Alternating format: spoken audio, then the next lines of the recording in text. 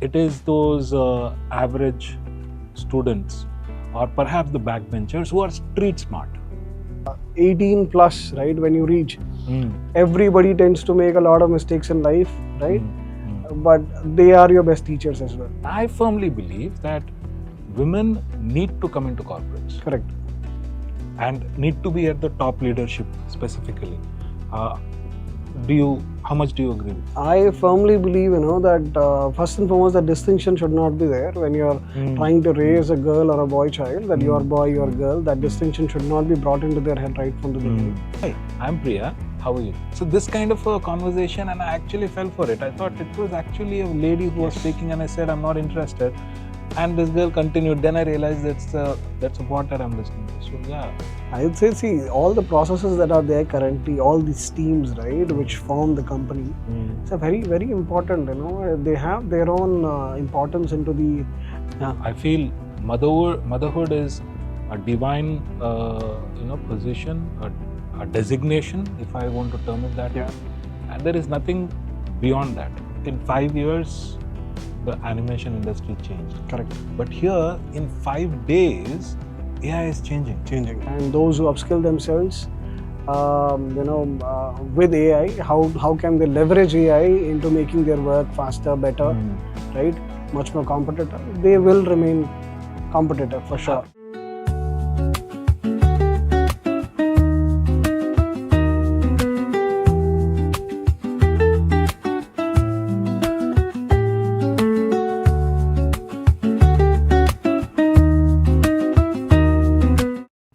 Hey guys, welcome to Brinjal Talks. I'm Nirmal, and today, आज हमारे साथ है Gauri Shankar, who is currently working as a vice president with one of the renowned healthcare organizations based out of Hyderabad. Gauri bhai, good afternoon. Hi Nirmal, how are you? I'm fantastic. आप कैसे हो? बिल्कुल बढ़िया. Hyderabad is treating me good. It's been about 2 months that I've been into Hyderabad. Yes. Yeah. So welcome to Hyderabad. Thank you. To begin with, how do you like Hyderabad?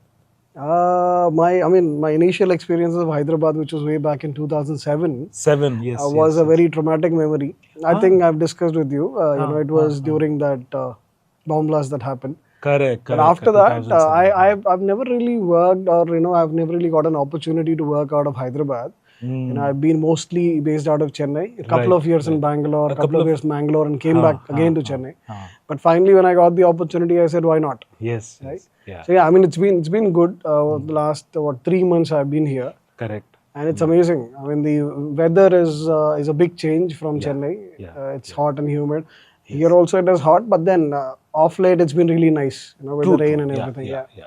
Nice. Thank you. I hope and I wish Hyderabad gives you everything that you deserve, and it gives you everything that you kind of crave for. Right. है ना? तो let's talk about your career. आप और मैं बरसों पहले, almost 2 decades ago, we were working together. 2007 to be precise. 2007, 2026 है, अभी और एक 6 महीने में 27 भी आ जाएगा, almost 2 decades. वहाँ से यहाँ तक कैसा रहा आपका सफर? I'll go a little back, not just 2007. My entire career graph has been a mix of accidents and by chances, because I've never planned this career through as it has turned out to be. Right after my graduation, my graduation itself was like again, I may not be the right example for all the studious ones, but I may be a very good example for the average students to start with. I was an average student at best.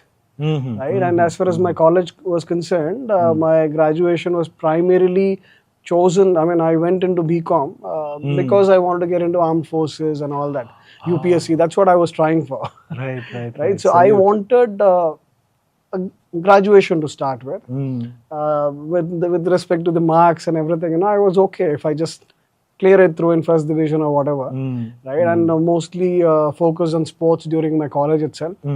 I was part of Delhi University, so most of my focus was into sports rather than into studies. But then I managed, without any arrears, I was able to get through the graduation. Post that, my focus was primarily into UPSCs and armed forces examinations like CDS and so on and so forth, right? And I was able to clear those as well, right? Even the UPSC civil prelims to your CDS exams 3 times, then your UPSC for assistant commandant CRPF. I was able to clear all these through. But unfortunately, or maybe on hindsight, fortunately now, that it did not work out because of medical reasons. I was deemed medically unfit. By that time, about couple of years, I had started working in call centers to start with. So that's how my career started. You know, a very bare minimum, 50-seater call center in Noida, where I started my career as sales caller for a US account, completely cold calling, outbound call center. We were selling knife sets and microwave ovens and all that to US customers, completely cold calling, right? And from there, I went to Converges for about a year. And Converges is where I got a proper training, to say we had about 1 month of process training, 1 month of voice and accent training, where I got trained on UK culture, voice and accent. It was a UK process. Right. 1 year there, and then this debacle happened of army where I just couldn't get through. Then I was at a crossroads. I mean, those days it was all software development, IT and all that, right? I had no clue about that. So whatever experience I had was of call centers. So I thought that's the only thing we can try out. And that's how I landed up in Wipro. Which, obviously we met as well We met a at year Wipro. later. So I joined in 2007. Yeah. 2007, I joined Wipro. I joined as a technical support associate. They went on, got promoted, came to Chennai, met you all, made amazing friends here. Absolutely. And since then, I've never looked back. I've stayed in Chennai. And we're still in touch with those great, genuine people. Absolutely, absolutely. That actually reminds me, when you were talking about your education, I firmly believe, let me know how far it is correct or true. I firmly believe that it is not the top rankers or the front benchers who succeed in corporates. It is those average students or perhaps the backbenchers who are street smart. I agree. I agree who to that. kind of, gel well and also get work done and, who kind of grow fast and grow in corporates. How far do you think this is right? I 100% agree with that, because I'm not saying that the front benchers are the ones who were studious. They did not do well. They of course are. They definitely Right? are. I mean, their trajectory started much more steeper than ours did. Right? But I would say the average students are, I firmly believe, because I'm a Lean Six Sigma professional, You are. I firmly believe that it is a bell curve that holds good everywhere. Absolutely. Right? So the bell curve or the absolutely. normal distribution of the data, right, holds good in life as well. So you have the top 5%, bottom 5%, and the majority of the crowd is in between. Right? Bilkul. And that forms the backbone of your society, backbone of your corporate culture, your industries and everything, right? And I believe this 90% of the crowd, or even the backbenchers, right? They are street smart, as you rightly said, because they touch upon all aspects of life. Bilkul. Right? They are not one-dimensional. I'm not saying that the studious ones are one-dimensional, right? They do get to see the world, I mean, obviously they get all the experiences as they go along as well. Life teaches everybody the same lessons. Absolutely. Right? But the average and the backbenchers, pretty, I guess they learn it the hard way, a little early, right? That shapes their life. Exactly, it can go either ways. It can go either ways. If you take all these learnings in the positive manner and take it forward, it works for you. And if you don't take the learnings in the right manner, you keep making the same mistakes over and over again, then True. happen, yeah. So what is that advice that you'd like to give to our audience who are watching, who are mostly Gen Zs in college, perhaps in final year, or people who have just started their career in corporates and aiming to climb the corporate ladder? What is that one advice that you'd like to give? Okay. From an advice perspective, again, no matter what stage of life I am in, I think I'm not in a position to give any advice to anybody for that matter. That's being very humble, let me tell you. No, but especially with Gen Zs, right? I mean, I see a lot of enthusiasm. Their ways may be very different, right? Their way of handling things or the way they talk, they break the norms, right? The Norms. delulus and But then, from an advice perspective, obviously, when we do advise, right, we'll be called boomers by the Gen Z. So I don't want to fall into that category. But at the same time, it is each and everyone to their own, the way their life shapes it, right? Their experiences teach them the best. Now, it is the advice that they get in life, how they handle the pressure, how they handle failures and mistakes going forward, that shapes them. beautiful, Yeah, and beautifully and said. I believe, I firmly believe, even in our generation or even before that, 18 plus, right, when you reach, everybody tends to make a lot of mistakes in life, right? But they are your best teachers as well. Those Absolutely. mistakes and failures are your best teachers. Have you gotten to learn anything from anyone junior to you? A lot. Give me some instances. Okay. See, for example, from my daughter, right? Yeah, I she's a fantastic human being. You're bringing up a champion, I'm telling you. Thank you, thank you. So yeah, I learn a lot from her on a daily basis. She is the one who advises me a lot, right? I know, I A know. lot of things. So I mean, in terms of how to handle certain things as well, she, I believe, is much more matured than I was at her age for sure, right? So even at this stage, when I say on the road itself when we are driving, right, you tend to lose your cool, right? She's the one to bring you down. uh, in one of my previous podcasts, we were touching upon a similar topic as how should girl childs be brought up?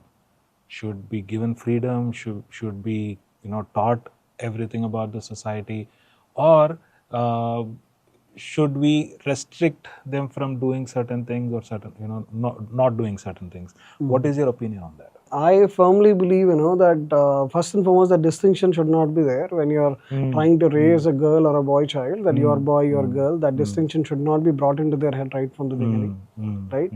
And as they go along, because that's where the initiation is of the difference between the two genders, right? And when we keep saying that, and schools also, you see, right, pink and blue perspective and all that, that changes their mindset as they grow along. Correct, That should not correct, happen, correct. first and foremost thing. And Brilliant. whether it's a boy or a girl, you should teach them to be brave enough to stand their ground, strong enough, right? Beautiful. Yeah, and Beautiful. no matter how good or bad or whatever they are in their academics, they should be an active. I mean, they should take an active part in some or the other sport for sure, right? That teaches them a lot. It brings True. in the discipline to start with. Sports teaches a lot. Yes. You were into boxing. Yes. What has boxing taught you? Boxing has taught me to be grounded to start with. Beautiful. Rocky Balboa. Yeah. Yeah, I mean, and in certain situations, you can actually cause a lot of damage, Yes. right? Yes. But then you learn to hold yourself back. True. True. And that, I guess, keeps you grounded, because at certain situations, when you're not into a combat sport, right, that rage is there, right, on certain issues somewhere and all.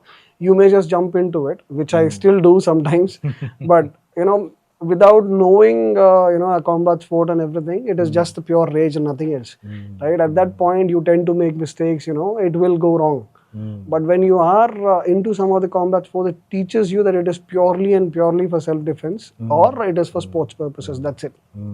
True. So True. you don't really initiate anything anywhere. First thing, Correct. you stay grounded. You don't really mingle, or poke your nose into anything True. unwanted. True. But if needed, you know that you can get into it, and you can certainly, Yes. cause the damage. You can have yeah. Yeah. So that Absolutely. confidence is there. At the same time, it keeps you grounded as well. Correct. So unwantedly, you will not really get into anything on your own.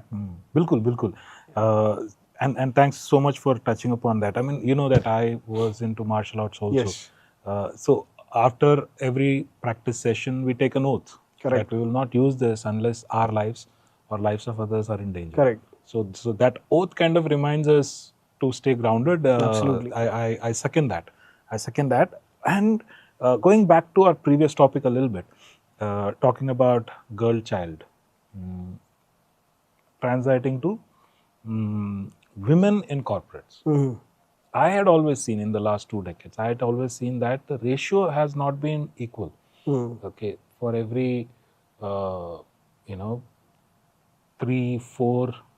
female employees, there are about 6-7 male employees, almost 60-70% is being dominated by men. Right. And I firmly believe that women need to come into corporates. Correct. And need to be at the top leadership specifically. How much do you agree with this? I 100% agree with it. And the basic or the base reason for all this is our societal norms. Correct. Right? So that is what I Because- was trying to touch upon when I said, how should we bring up our girl children? Yeah. So say I mean, right after college or graduation, right, or post graduation, everyone gets into some or the other job. Correct. Right? But they have this restriction, right? After a certain age that they have to get married, then they have to, stay at home. I mean, it may be self-induced. It may be because of the in-laws, because of their parents, or the husband that they're getting married to. But somehow or the other, majority of the crowd kind of gets filtered down there where they stay back. Correct. Right? That's something that is keeping the ratio in, it is a little imbalanced. Right? That's one. And then there are people who come back into the fold after a few years of being at home. True. I mean, I'm not saying that being at home kind of reduces their value, right? It is something that they are the ones as a backbone. They build the home, Correct. right? And I believe males should also take equal effort to do so with them and give them the support for them to come out and be successful as they are in corporates as well. Absolutely. Right. Absolutely. I'll take my example. When we got married, my wife was working. Right. After a couple of months when we had Sumedha conceived, right. I mean, my wife was conceived and Sumedha was on her way. She had to take a call and leave the job. Right. And that kind of stayed for about 4 or 5 years or so. Then when she started to make a comeback, it was difficult. Because as we see, right, every few months, everything is changing around us, right? Correct. You have to be on top of things to be able to make good in corporate especially, right? And especially her line was completely different. She was into animation. And within 6 months, 7 months, anything new comes in and the old, all those things are completely obsolete. Correct. They can't really go back to your, Maya, Max, 3D and all this stuff because a lot of new things have come in. Yeah, those right? Get outdated soon. Yes, so she had to choose a new line altogether, then make her way up a little, and still going on. She's still continuing. So learning is a continuous process. Continuous process, yes. But I would say those 4 or 5 years of break, right, that played a major role, right, and she being where she is. If that break wasn't there, maybe she would have done far better than I did. Right, right. So that's something that they have to deal with as a handicap. Right, which we have an advantage over. Correct. Right? So that's something that keeps that imbalance still there. I mean, that is purely based on our societal norms and.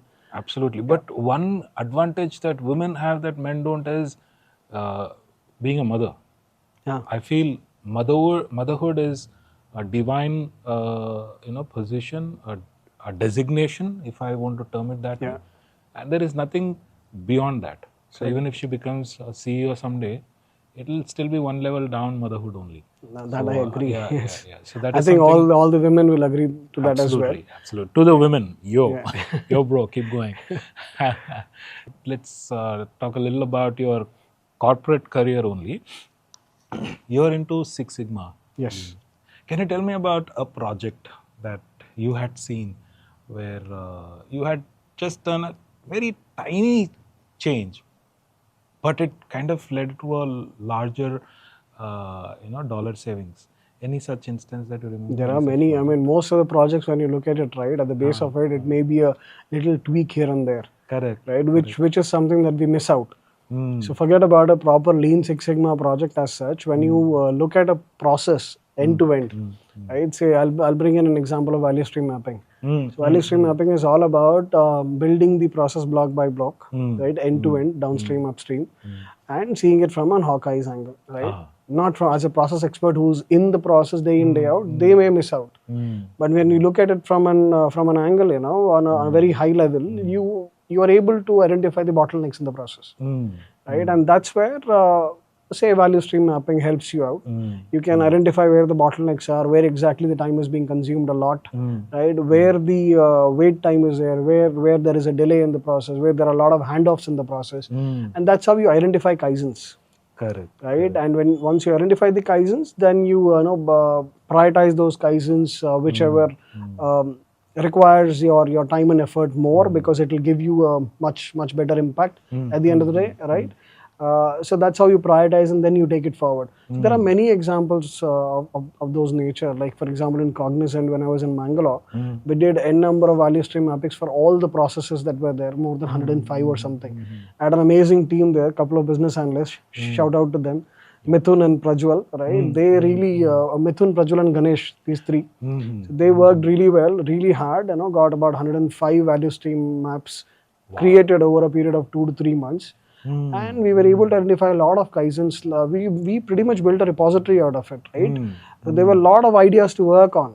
And then it was just about implementing those for the next 7-8 months. Those gave us a lot of benefits. Similarly, with the information media entertainment vertical, a couple of years that I worked with Cognizant here in Chennai, we were able to identify a lot of opportunities, and all these opportunities may not require a end-to-end Lean Six Sigma project.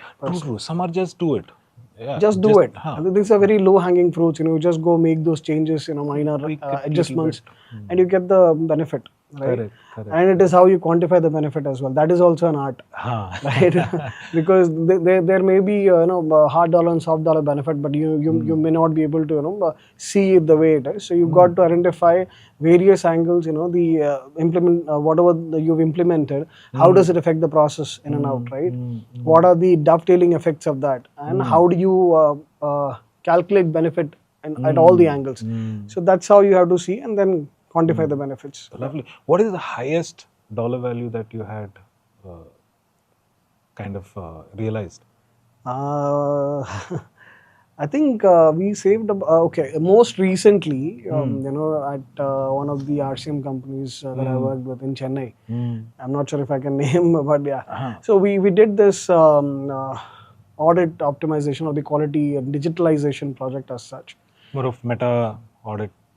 No, it was not. I can't give you because it was a project that is pretty much an IP of the company. That's fine. So we were able to optimize the entire quality force to a larger extent, where we optimized about 604 FTEs. When you say quality, you're talking about transaction monitoring quality? Transaction monitoring, okay, yes. Okay.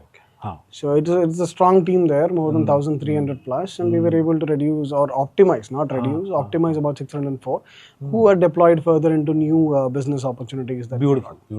Now talking about jobs, will AI eat up jobs? The answer can be yes and a no both. Yes, for people who are still stuck, in the rudimentary ways of working, right, and not really upskilling themselves. Yes, and those who upskill themselves,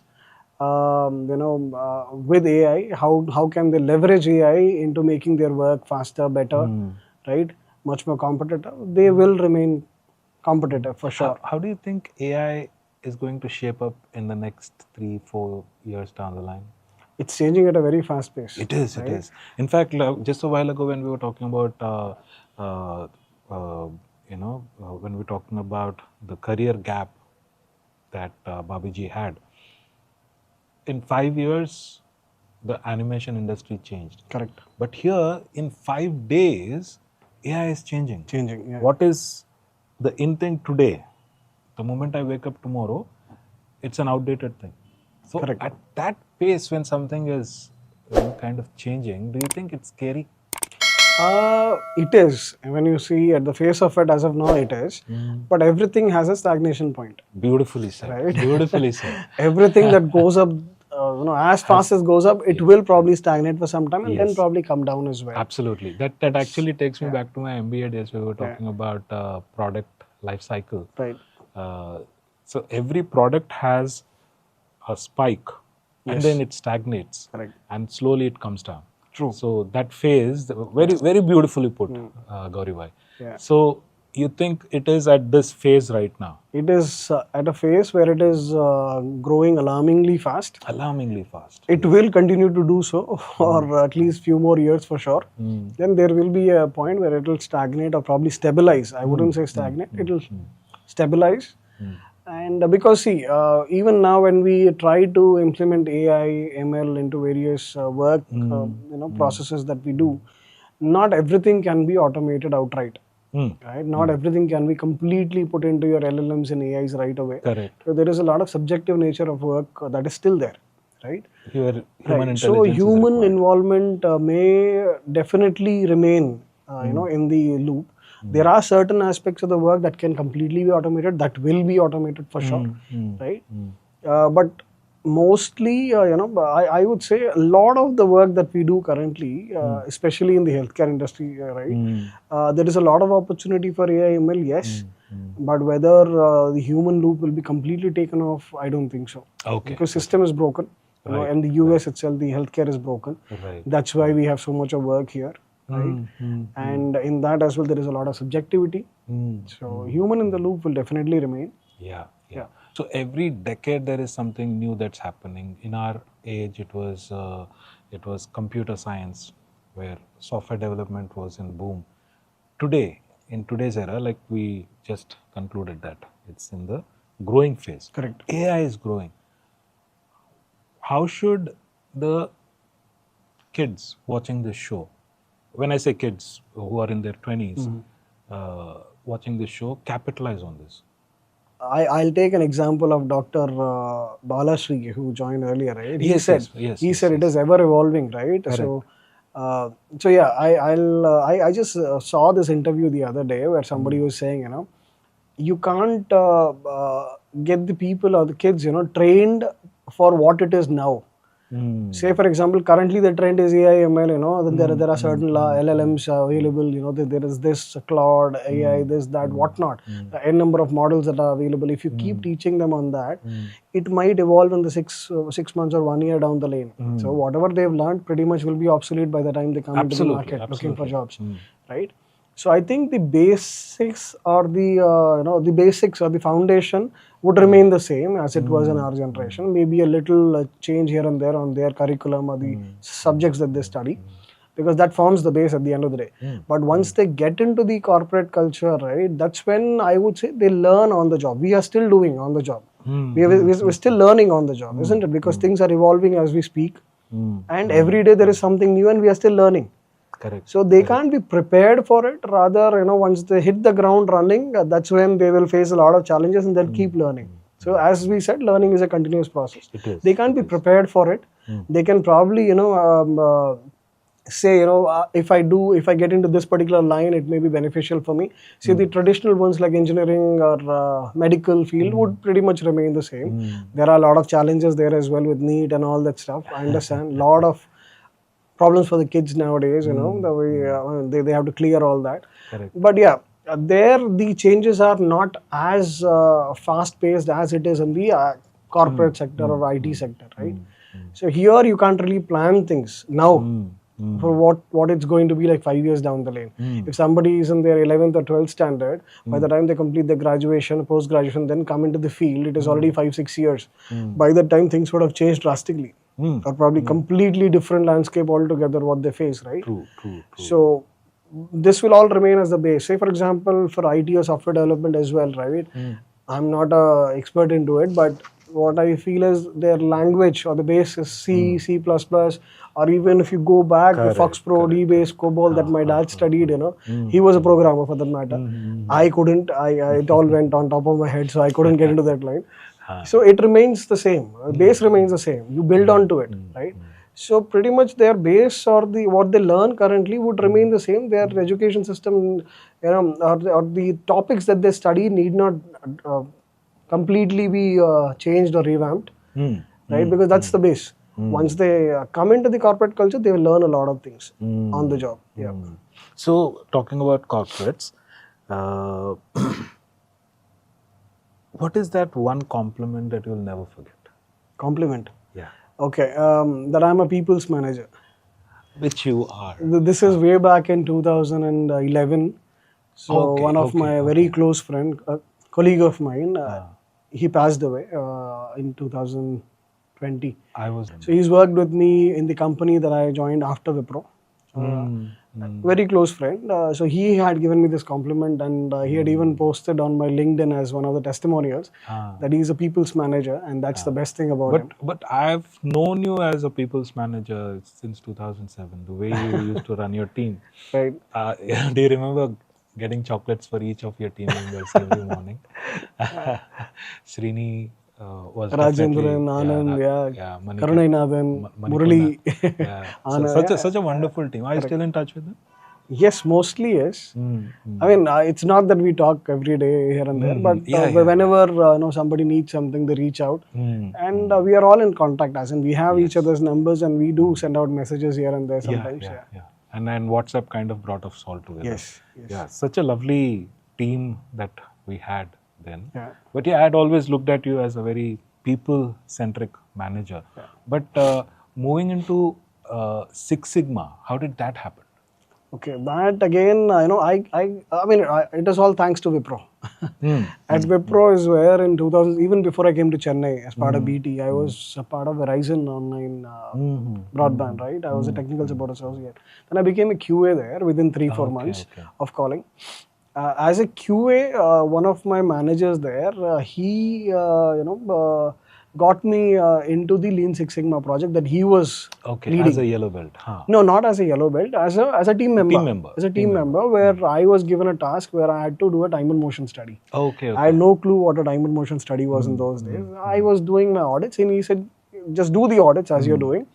Just mark the time, and then the start and end time of each and every step on the call. I said, okay.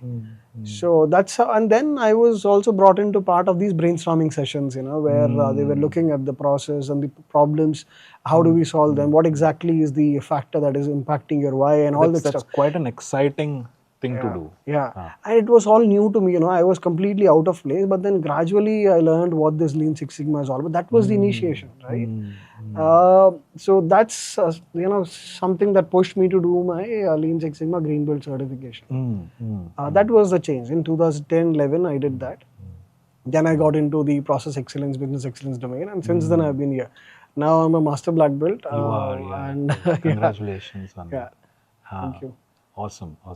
And should people pursue Six Sigma? Yeah, I mean, I've heard this, when I did my Six Sigma Green Belt 2010, people said that Six Sigma is outdated. In 2010, I was like, definitely is not. I was like, I'm just getting into it. Why are you even saying that, right? Because I was so new to it, right? I was still trying to learn what this is all about, how it's going to help me in my career. But this notion is always there. And also with industries also, there are certain industries, people say Six Sigma or Lean is only for manufacturing, right? It doesn't work in that's not the case. That is where it started. That's not the case. It is applicable everywhere. In service industry also. Even in life as well. You can, I had a manager in Cognizant, he gave me an example of FMEA in life, where we were planning for a trip. And he said, let's put FMEA into use. Can you elaborate on that? So FMEA is all about failure mode, effect analysis, right? So he said, okay, now we are planning this trip. What are all the failure modes listed down? So we listed down all the failure modes, what if somebody misses the bus, the train is late, this, that, all failure modes.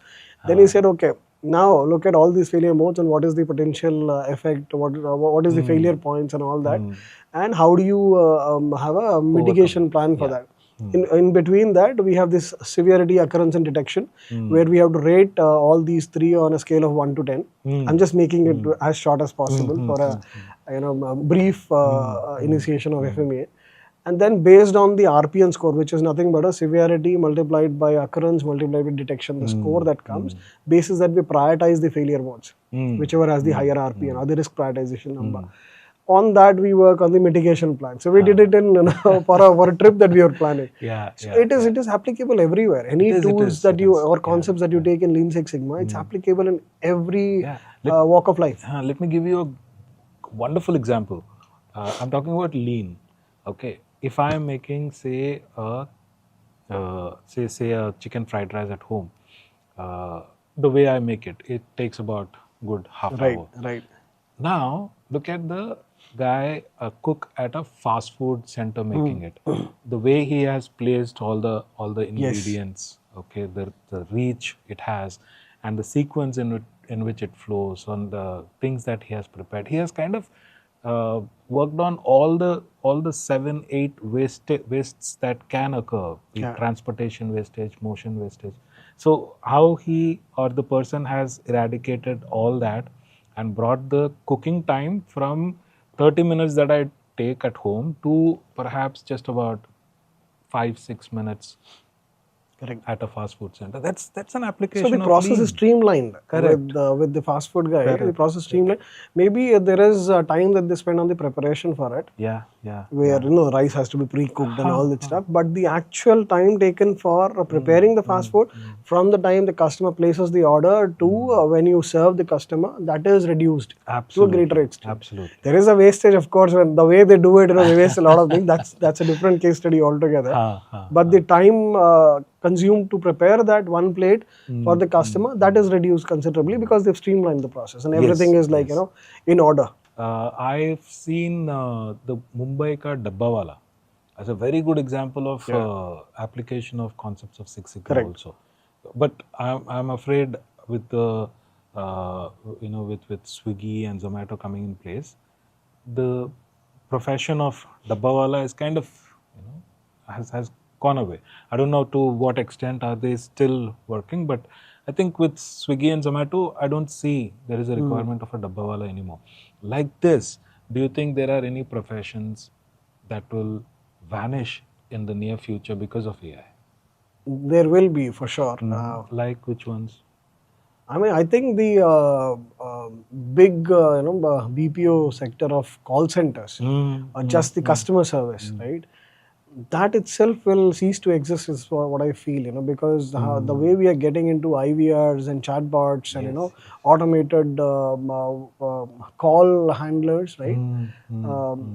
All that is pretty much taking it away. And how many times do you think we've reached out to a customer care associate And recently? we're just speaking to bots. Yes, Yes. In fact, some sales call also. I get a call and there is a bot that's speaking just with the tone, enunciation, just like a pronunciation, human, yes. just like a human being. Hi, I'm Priya. How are you? Not this robotic, but Yeah. hi, I'm Priya. How are you? So this kind of a conversation, and I actually fell for it. I thought it was actually a lady who was Yes. speaking, and I said I'm not interested. And this girl continued. Then I realized that's a bot that I'm listening to. So yeah, even It outbound is calls. actually evolve even better. It is still in the phase of evolving. It'll be I feel it'll be flawless as we go along. Few more years from now, right? And even the banking services, right? For example, when I reach out to a banking service thing, right? There are WhatsApp chatbots that are there. You just message, it gives you the entire menu. You choose what you want. It gives you the solution then and there. There is no need to dial and talk to somebody, right? So that is pretty much evolving at a faster pace than we expected. True, Yeah, true, so true. that's one example. Any work that AI is doing better than humans, that humans should actually give it to AI. I would say any repetitive work which is already rule based, clearly defined, that can easily be automated, and it will do a lot better than a human does. Any work that you think humans should never give it to AI. Anything to do with um, security, right? National security, and the information security, or even the data. Anyways, data is right all up there in cloud. It's everywhere. It is all there, but still, it should not be completely AI driven because it can certainly be misused. So Do you think AI can be rogue someday? I don't want to get into filmy with iRobot and all that. No, not filmy, but No, these but then instances have happened. May, we don't know. We may not have a situation like a Terminator, but it may to an extent where we are dealing with some sort of a cyber attack and all that. Right. Not literally a robot coming and fighting with you, not that, but something to do with the data breach or your security in question, right? That is the national security or the world peace that may happen. Yeah, but I think I don't know. I don't have that much of confidence in the leaders of this generation, or whoever or whichever country. Right? It's all going completely rogue. More than the bots or AI, the leaders are going rogue. So I don't have the trust in the leaders having a mitigation plan or looking into the future and having a kind of a vision, where they're prepared for it. But yeah, that can happen. Nice. So guys, Gauri Bhai, a bhai as in not the Mumbai wala bhai, but bro. Okay, Gauri Bhai is a well versed political analyst also, and he is an amazing orator, and he has a lot of ideas about how the governments should be, how leaders should be. Just taking a cue from conversation that we just had. If you guys want a dedicated episode on politics, I'll bring it up. For now, let's get back to corporates. So in corporates, people think that as you grow older, as you get more experienced in organizations, you tend to become smarter. Is it true? It's not about getting older or experience. Rather, you take the learning in the right way, you can get smarter within 5, 6 years, 10 years as well, right? It shouldn't take you 20 years plus. I do see a lot of people which, on LinkedIn especially, give a lot of gyan every now and then, right? Which, it feels like the way they start the conversation or the post itself is like all of a sudden they had this bulb moment, awakening, eureka. That doesn't happen that way. Yeah. It is a continuous learning. You keep learning a lot of things, right? And you get smart over a period of time. But having these anecdotes, where you share, okay, all of a sudden I just saw this cricket match and football match and I got this inspiration through it. That doesn't happen that way. True. Right? You learn. As you go along, you learn. The kind of mistakes that I did in our time in Wipro, I wouldn't be doing now at all. Can you tell me one risk that you think you should have taken then that would have changed perhaps a lot of things today? I have taken a lot of risks. Okay. But it hasn't worked out. So I've never been shy of taking risks. I've taken a lot of risks, a lot of times, at a very young age as well. At the age of 23, while we were in Wipro, I started off this cloud kitchen also with one of our friends. I know. It did not work out. Then again, we had our brains, getting scrambled into doing a lot of things here and there. I am never shy of taking a risk ever. I've taken, but unfortunately for me, it hasn't worked out. But people should not shy away from taking risks, right? It works out, it works out. True. Yeah.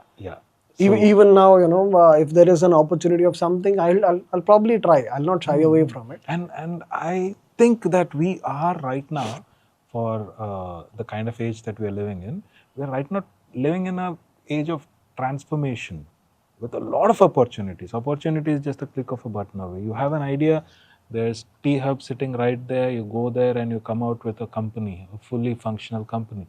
So that kind of assistance we had way back in our times, perhaps they were, maybe we were not aware, but today because of the social media, everyone is aware of all the opportunities. Correct.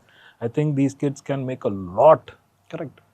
Definitely. Yeah. And I feel it is that way because going back to Dr. Balashri as well, right? He also mentioned a lot of these Gen Zs are trying to become entrepreneurs, which is a good thing. They are not very good, willing to fall into a mold or the usual or the the traditional way of looking at your career. They are going in various directions. A lot of startups, right, that we see, the founders are very young. Very young. They've taken that risk. They've gone all out into it, which is what we did as well in 2008. It didn't work out. So here we are. But we don't repent. We don't repent. It is all learning. But we learned a lot. Correct. And what is that one lesson about leadership that you learned that you still cherish? There have been few leaders, all along my career that I hold in high regards, and I try to probably emulate them or try to be a bit like them. Right? Can you name a couple of them? To start with, from Wipro days in Delhi, Aditya Mehrotra, Vinit Pillai. Okay. Vinit Pillai is the one whose project I was made part of. Aditya Mehrotra was my boss. Then Wipro Chennai, PK. Fantastic. Beloved person. Fantastic human being. sadly passed away. He passed away sadly. Yeah. Then after that, in 2014, I got a big break with Emphasis, where I was working with a small company. I needed that break. My boss Mahesh Kumar, he was the head of Six Sigma there. Then at Cognizant, David Philip Sharon. So there are a lot of people. Then after Cognizant, Hexaware, a very close friend of mine now. He was my boss. He hired me at Hexaware, Harjeet Singh. Yeah, and at Access Healthcare, one of my colleague, he's elder to me, and I reported to him also for a bit, Shivakumar, and most recently Jagdish, who's my boss here at Ascent. Okay. So all these leaders have, everyone is different in their own nature. Everyone is different the way they handle things. But I've taken I've seen them handle situations in a very amazing and a very unique way, right? And the way they, the first and foremost thing that you look into a leader is how the leader takes his or her team forward. Right? And how the growth path is laid in front of them. So that's something I gained a lot from all these leaders that I worked with. And everyone has given me the growth path, and because of them, I am where I am. So, one advice that you got from any one of them that you think our audience can learn from and perhaps apply in their lives? Yeah, there is a lot. It's a huge list, right? And I'll probably have to name every one of them and say what all the advices that I got. I'll just share a funny one. Yes. So my boss at Hexaware, Harjeet Singh, so he used to say, "Udta hua tir kabhi mat lena." So that's because I have this habit of doing that. What is not for me, I just go and grab hold of it, and then get stuck into it. So he said, "कभी भी उड़ता हुआ तीर मत लो." मत लो. बस उड़ते जाने दो, बस देखो. Let it go. Let it go. It's not for you. Yeah. If you remove PPTs, when I say PPTs, your decks, your packs, your review decks or keynotes, if you remove that from corporates, can people become more productive? Actually, yes, they can. And we are going towards that direction as well. When you look at I can talk about where I work now. We are doing a lot of stuff into having these live dashboards, right? Which is again, a lot of companies would have already done that. We are also doing it to a great extent, and a lot of the reviews, right, MBRs on your weekly business reviews may just happen on the dashboard itself. Why do you have to again build a PPT, spend that much time? Then again, there is a review time for that. Correct. You involve so many heads, so many hours, man hours getting invested into that.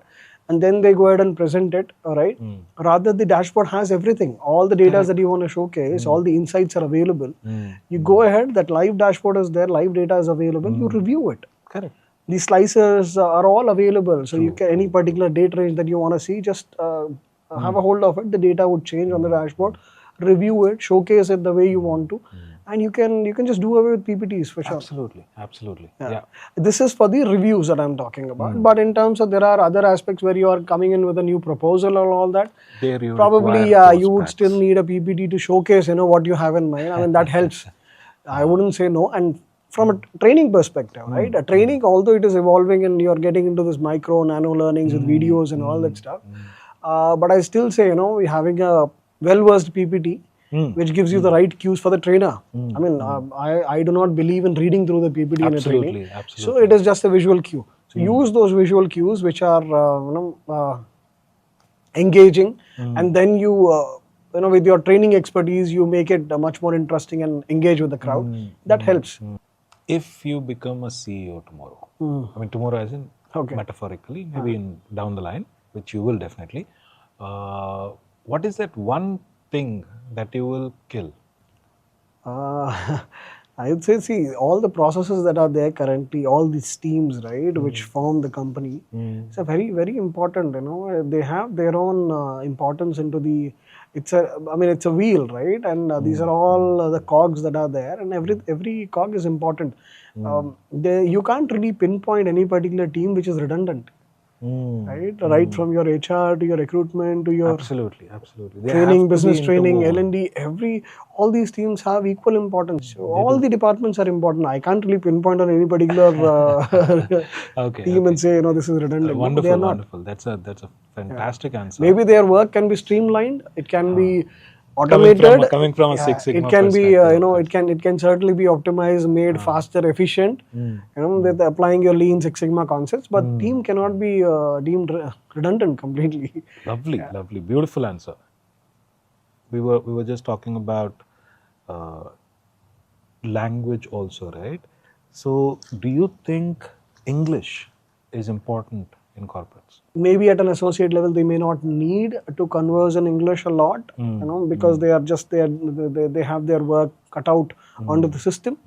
But when they grow up the ladder, they will have to engage with your internal customers, your external clients as well. Right. Everywhere it is needed for sure. Definitely, I second that. Language is very important, and more than how you talk in terms of your pronunciation, enunciation, intonation, pitch, pace, pausing.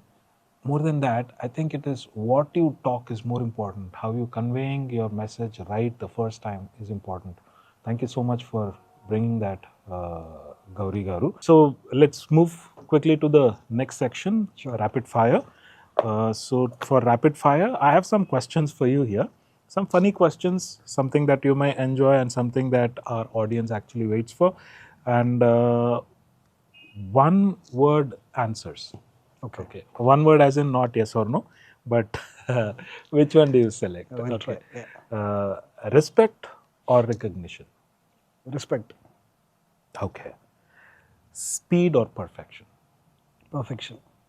Beautiful, beautiful. Data or gut feeling? Data. Coming from It a has Six to be Sigma data, guy, it yes. has to be data, no gut feeling. So, leader or an expert? Leader. Okay. Money or time? Time. Books or experiences? Experiences.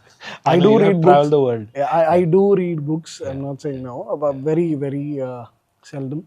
But experiences teach you a lot. AI or HI? AI. Okay. Failure or you regret? Failure. Legacy or happiness?